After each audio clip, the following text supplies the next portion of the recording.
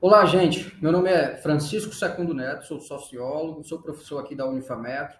Estou aqui para complementar um pouco das discussões que são passadas nessa disciplina de sociodiversidade e inclusão, né, que trata sobre as questões étnico-raciais, que trata sobre grupos indígenas, sociodiversidade, né, diversidade sexual, por exemplo. E é importante deixar claro alguns aspectos que eu penso, complementar ou então deixar para a reflexão de vocês, para quando pensarmos assuntos como esses que aqui estamos tratando nessa disciplina, né? Uma das questões básicas, primeiro, é sobre a questão da raça, né? Conceito esse que foi desenvolvido em determinado momento lá na Europa, lá nos séculos 17, 18, com a concepção biologizante, né? Lá onde se desenvolveu uma ideia, inclusive científica à época, né? Com áreas de ciência, com perspectivas de ciência, né? De que a sociedade era dividida em raças a partir de fenotípicos fisiológicos, né, dos caracteres humanos, né, cor da pele, tamanho da cabeça, formato do nariz, cabelo, olhos, cor dos olhos, enfim, vários aspectos. Algumas concepções científicas trataram de dividir a humanidade entre a raça negra, a raça amarela, a raça vermelha, a raça branca. E dentro dessa divisão também trouxe uma certa colocação hierárquica, né, do ponto de vista de valorização, né, os europeus da raça branca eram mais valorizados, eram civilizados, os negros, os amarelos, os grupos indígenas, enfim, eram os menos valorizados, e havia uma ideia de escala. Essa concepção científica lá do século XVIII legou para a posteridade uma concepção sobre raça que a gente pode entender como racismo hoje, né? O racismo é, sim, uma concepção que trata sobre essa discussão a partir das suas origens ali, das ciências raciológicas ou daquelas perspectivas científicas do século XVII e XVIII.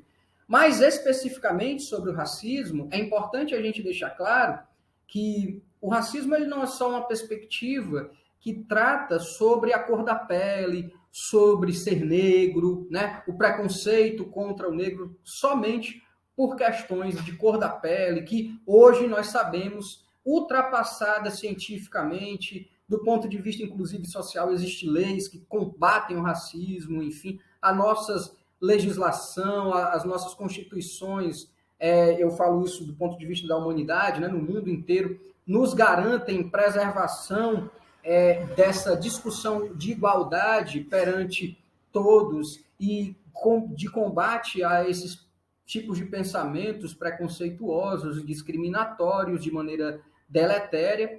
Agora, é importante deixar claro que o racismo ele é presente na nossa sociedade, principalmente a brasileira, para se tratar de maneira específica, né, de uma forma estruturante. Ele estrutura as nossas relações, né? Daí um conceito muito importante que eu convido vocês a lerem um livro, né, que vocês podem baixar no Google aí.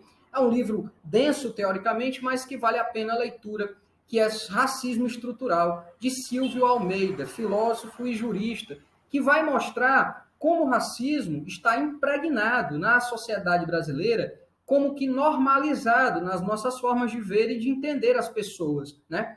Ora, é muito mais comum a gente se deparar com pessoas negras e pobres do que se deparar com pessoas brancas e de classe alta, né? É muito mais comum. Do ponto de vista estatístico, numérico, vocês podem consultar aí, por exemplo, os sites das secretarias de segurança pública e veja quantos daqueles presos, né, que estão encarcerados são negros ou brancos, né? A grande maioria daquelas pessoas que, infelizmente, né, são vítimas de homicídios por conta da questão da criminalidade urbana ou por participarem de coletivos criminais, enfim, as chamadas aqui no Ceará atualmente de facções, são pessoas negras ou pardas.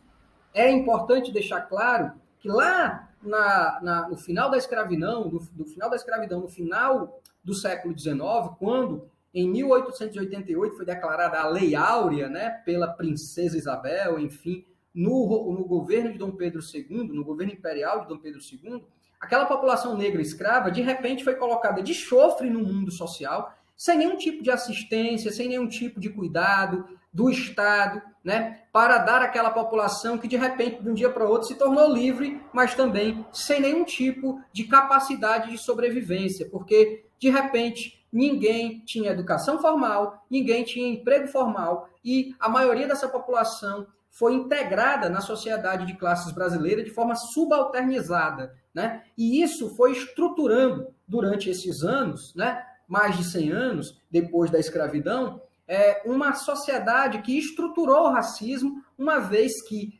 parte das pessoas negras passaram a fazer a parte da massa pobre, né, empobrecida, das classes baixas e trabalhadoras pobres do nosso país, da nossa sociedade. Daí a perspectiva do racismo estrutural. Será que não é comum você sentir medo, por exemplo, na rua, quando vê uma pessoa negra andando sem camisa, nos bairros aqui de Fortaleza, por exemplo, aqui no Ceará? Será que você não sente nenhum tipo de medo ou temor?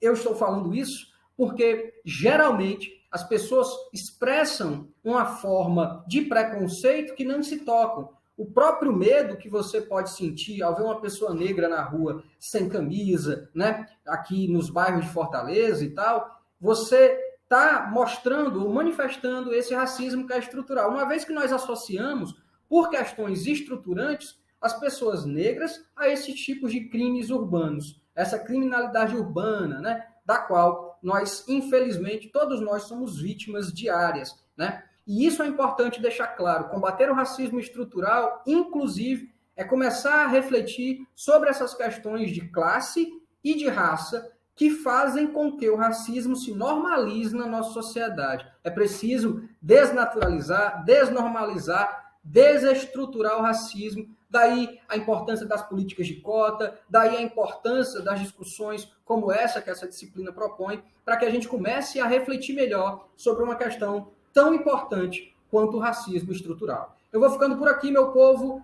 né? Em próximo vídeo aí a gente fala sobre outro aspecto dessa disciplina que eu acho importante a gente tocar também.